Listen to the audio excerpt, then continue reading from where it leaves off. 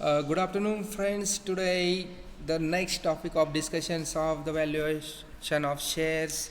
I am Professor Praveen Aher from KK College Chandori, and these topics of discuss to you the valuation of shares.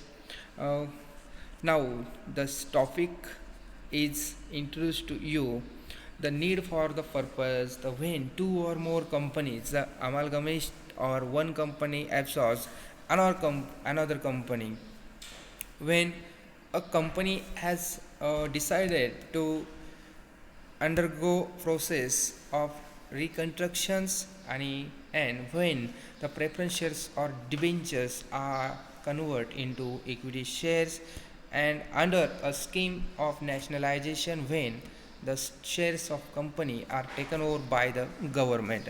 कशासाठी आपल्याला ह्या ठिकाणी valuation of शेअर्सची गरज आहे तर एक फर्स्ट एखाद्या वेळेस दोन किंवा जास्त कंपन्या ह्या ठिकाणी अमालगमेशनसाठी तयार आहेत, त्यातून ते वन कंपनी तयार करतायत किंवा एक कंपनी दुसऱ्या कंपनीला ॲब्झॉर्ब करते, अशा वेळेस आपल्याला शेअर्सचं व्हॅल्युएशन करावं लागतं. Next, when a company has decided undergo process in reconstruction, एखाद्या वेळेस एखादी कंपनी आपल्याच कंपनीमध्ये नवीन कंपनी तयार करते किंवा नवीन कंपनीचं त्या ठिकाणी काम करते, अशा वेळेस आपल्याला शेअर्सचं व्हॅल्युएशन करावं लागतं. आणि एखाद्या वेळी प्रेफरन्स शेअर्स किंवा डिबेंचर्स असतील ते कन्वर्ट होत असताना इक्विटी शेअर्समध्ये जर जात असतील तर त्यावेळेस आपल्याला शेअरचं व्हॅल्युएशन करणं गरजेचं आहे.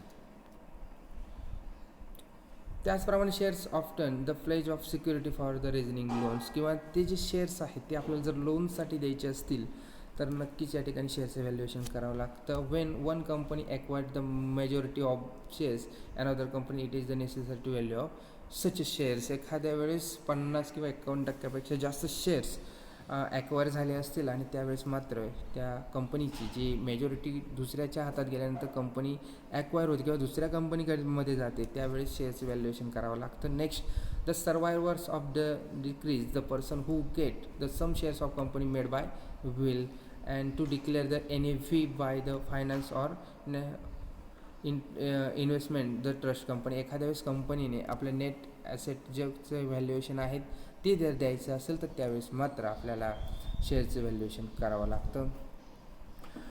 When the shares are held by the partners jointly in a company and the dissolution taken place because the necessary to value of the shares the proper distributions of partners property among the partners, ज्यावेळेस पार्टनर्समध्ये जी काही company आहे त्या कंपनीचे जर shares जॉईंटमध्ये जर आपल्याला त्या ठिकाणी डिस्ट्रीब्यूट करायचे असतील तर शेअरचं व्हॅल्युएशन करणं गरजेचं आहे. Shares of private companies are not listed on the stock exchange such shares आज the appreciable by the shareholders. If the such shareholders are to be sold, the value of shares will be ascertained. जर या ठिकाणी असं आहे की एखादी private company आहे आणि ती लिस्टेड नसली स्टॉक एक्सचेंजला तरीही पण जर त्या शेअरहोल्डरला तिचे शेअर्स विकायचे असतील तर त्या शेअर्सचं त्या ठिकाणी रिव्हॅल्युएशन करावं लागतं. When the shares are received as a gift to determine the gift tax, will tax, the value of the such shares will have be ascertained. एखाद्या व्यक्तीने आपल्या मित्राला किंवा एखाद्या आपल्या रिलेटिव्हला काही जर शेअर्स गिफ्ट दिले असतील तर गिफ्ट टॅक्स किंवा वेल टॅक्सच्या अंडरमध्ये त्या शेअर्सचं व्हॅल्युएशन आपल्याला त्या ठिकाणी करता येतं. व्हॅल्युएशन ऑफ शेअर्स कशा पद्धतीने आपल्याला शेअर्सचं व्हॅल्युएशन करता येईल तर फर्स्ट इन टू द नाव introduce to you the face value, book value, cost value, market value, capitalise value and fair value. Value of the shares त्यामध्ये आपण एक एक त्या ठिकाणी घेऊया एक एक point. First point to be noted that the first value a company may divide its the capital into share at 10 or at 50 or 100 ETC. यामध्ये असं आहे की कंपनीचं जर फेस व्हॅल्यू जे आहे ते एखाद्या वेळी कंपनी प्रवर्तनात येत असताना किंवा न्यू कंपनी फॉर्म होत असताना कंपनी ज्यावेळेस शेअर्स विक्रीस काढते त्यावेळेस कंपनीने ठेवलेली जी काही रक्कम आहे त्याला फेस व्हॅल्यू म्हणतात. ही किंमत 10 रुपये, 50 रुपये आणि 100 रुपयाच्या स्वरूपात असू शकते. Company share capital is show as per the face value of shares. Face value of shares is equal to share capital divided total number of shares. Second is this face value is the printed on the share certificate. Next, the share may be issued at less or discount or more the premium of face value. एखाद्या वेळेस शेअर्सची जी face किंमत आहे या face किंमतमध्ये जी विकत असताना face व्हॅल्यूला विकत असताना डिस्काउंट देऊन विकलेले आहेत किंवा प्रीमियम लावून त्या ठिकाणी विकलेले आहेत, या ठिकाणी आपलं त्या ठिकाणी नोट केलेलं असेल. Book value. What is book value? The book value of shares, the book value of company, number of shares varies.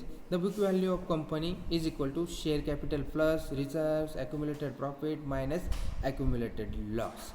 यामध्ये ज्यावेळेस आपण फेस व्हॅल्यू करतो, या फेस व्हॅल्यूजमध्ये काही रिझर्व्स असतील, काही ॲक्युमुलेटेड प्रॉफिट्स असतील ते त्यामध्ये ॲड केले जातात आणि ॲक्युमुलेटेड लॉस केले जातात आणि ते जाऊन जी काही किंमत येणार आहे त्याला बुक व्हॅल्यू असं म्हणतात. Intrinsic value, the intrinsic value of shares, the net asset of company. Actual, the total number of shares varies. A net asset is equal to fixed asset plus current asset plus investment less outside liabilities and debentures less preference share capital. यामध्ये ज्या net assets आहेत त्याच्यामध्ये fix asset आणि current asset आणि investment आहे त्या add कराव्या लागतात आणि अदर लायबिलिटीज आणि किंवा डिबेंचर असेल किंवा प्रेफरन्शियल कॅपिटल असेल ते मायनस करून जी काही किंमत येणार आहेत त्या किंमतीला इंट्रिन्स व्हॅल्यू असं म्हणतात. नेक्स्ट आहेत capitalise value. Capitalise value of shares is equal to capitalise value of profit total number of shares. Next fair value. Fair value of shares is equal to value of shares by net asset value method plus value of shares by yield method, and that is the number of the total number of shares. Next, value of shares, the cost value, the price of which the share are purchased with the purchase expenses such as brokerage commission. एखाद्या वेळेस तुम्ही ज्या ठिकाणी shares खरेदी करत असताना तुम्हाला जो काही शेअर्स खरेदीसाठीचा येणार खर्च आहे जसं ब्रोकरेज आहेत किंवा काही कमिशन्स त्या ठिकाणी तुम्ही केले असेल तर ते त्या कॉस्ट व्हॅल्यूमध्ये ॲड होणार आहेत, त्यालाच कॉस्ट व्हॅल्यू म्हणतात. आणि market value, the price which the shares are purchase or sold, the value of may be more or less or equal than face value. Face व्हॅल्यूपेक्षा मार्केटमध्ये तुम्ही ज्या किमतीला शेअर्स खरेदी करतात विकतात ती किंमत एकदा कमी असू शकते, जास्त असू शकते किंवा समान असू शकते, ती फेस व्हॅल्यूपेक्षा अशा किमतीला मार्केट व्हॅल्यू असं म्हणतात. मेथड्स ऑफ व्हॅल्युएशन, त्यामध्ये फर्स्ट आहे net asset value, dividend yield method, earning capacity method and average method. That is first net asset value method aims to find out the possible value of shares in at the time of the liquidation of the company, the primitive approach. Second, it is the start with the calculation of market value of the company. Third one, the amount paid off the debenture holders, preference shareholders, creditors and other liabilities are deduct from the realized amount of asset. The remaining amount of available for equity shareholders. Next, net asset value methods.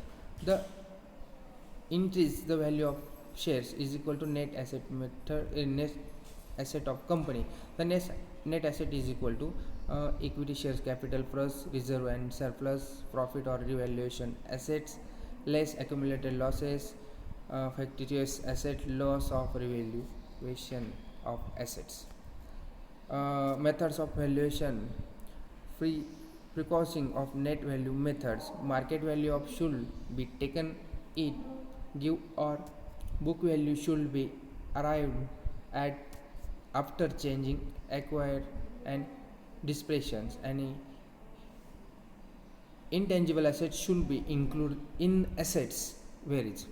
The all factitious asset must be ignored. Any provisions should be made for bad and doubtful debts on the amount of sundry debtors. Dividend yield method. Investors are interested in income. They have a price of share upon the size of expected dividends. Value of shares is calculated by the comparing the expected rates of dividends of a company with the normal rates of dividend as the prevailing in that the industry. That is the dividend yield methods is equal to value of shares is equal to expected rate of dividend multiply paid up value of shares divided normal rate of dividend. Dividend yield मेथडमध्ये नेमकं आपण profit value for the dividend equity shares कसा घेतो त्या ठिकाणी आहेत the profit of the company less income tax less transfer of to reserve less transfer to debenture sinking funds and less preference share dividend. Next method आपल्या पुढे आहेत earning capacity methods. That is the equation of the value of shares is equal to rate of earning divided into normal rate of returns multiply paid up value of shares, and that is the methods of the rate of earning profit earned divided into net capital employed multiply 100 profit earned profit of the company less income tax plus interest on debentures plus preference dividend and net capital employed is equal to fixed asset at MV plus current asset except investment and less liabilities.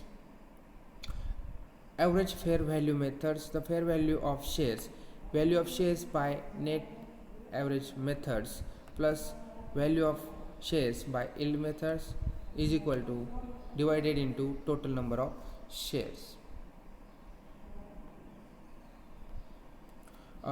This topic now introduced to all methods of valuation of shares. Thank you students. या टॉपिकमध्ये आपण शेअर्सचं valuation कसं काढायचं आहे, कोणत्या कारणासाठी काढायचं आहे याबाबत आपण माहिती घेतली. नक्कीच तुम्हाला याचा फायदा होणार आहे. धन्यवाद.